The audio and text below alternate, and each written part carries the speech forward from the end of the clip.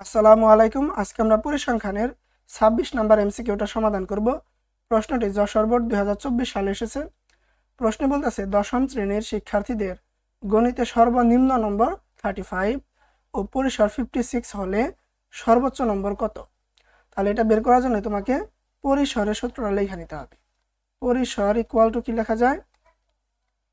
সর্বোচ্চ মান, বা এখানে যেহেতু নম্বর আছে তুমি চাইলে এটাও লিখতে পারো, সর্বোচ্চ নম্বর মাইনাস সর্বনিম্ন নম্বর প্লাস 1। ওকে, তাহলে দেখো এখানে আমাদের কার মান আছে? পরিসরের মানটা আছে। তাহলে এটা আমরা মানটা বসাই 56, এটা এই যে মান। আর সর্বনিম্ন নম্বর আছে কত? 35। তাহলে এটার মান আছে, এটা আমাদের বের করতে হবে। তাহলে লেখা সর্বোচ্চ অন্তঃস্থর কোথায়? সর্বোচ্চ নম্বর মাইনাস এটার মান কত? এটার মান হচ্ছে 35 প্লাস 1। এখন তোমরা পুরোটা পক্ষান্তর করো। সর্বোচ্চ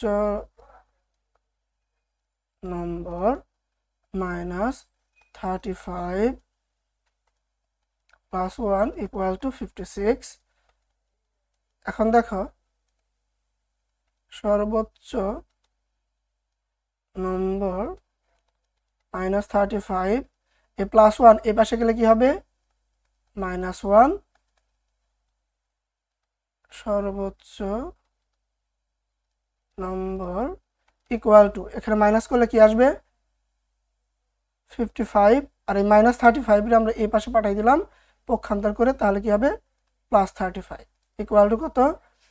0.990 মানে 90। তাহলে অ্যান্সার কি? ঘ নাম্বার। এখন এত কিছু কি তোমার পরীক্ষায় করা যাবে না স্যার? আমি এই যে মানটা সর্বোচ্চ এই পর্যন্ত হাতে কলমে করতে পারবো, বাকি সব মনে মনে করতে হবে। কিভাবে? এই পুরোটা পক্ষান্তর করলা, 56কে ডান পাশে পাঠিয়ে দিলা, প্লাস 1 এই পাশে কি হবে? মাইনাস। তাহলে 56 থেকে 1 মাইনাস হলে কি হবে? 55। তারপরে মাইনাস 35 এই পাশে কি হবে? প্লাস। ওইখানে মনে মনে একদম 90টা বের করতে হবে, ঠিক আছে? বিকজ 30টা এমসিকিউ সমাধান করার জন্য তোমাকে 30 মিনিটই সময় দেওয়া হবে, 1.5 ঘন্টা না। তো দেখা হচ্ছে পরবর্তী এমসিকিউয়ে। তোমরা যদি ওই ক্লাসগুলো দেখতে চাও ইউটিউবে আমাদের ফলো করতে পারো। এই ভিডিওটা একটা ইউজার নেম দেওয়া আছে @basicscience, এটা লিখে সার্চ করলে পেয়ে যাবা। ধন্যবাদ, আল্লাহ হাফেজ।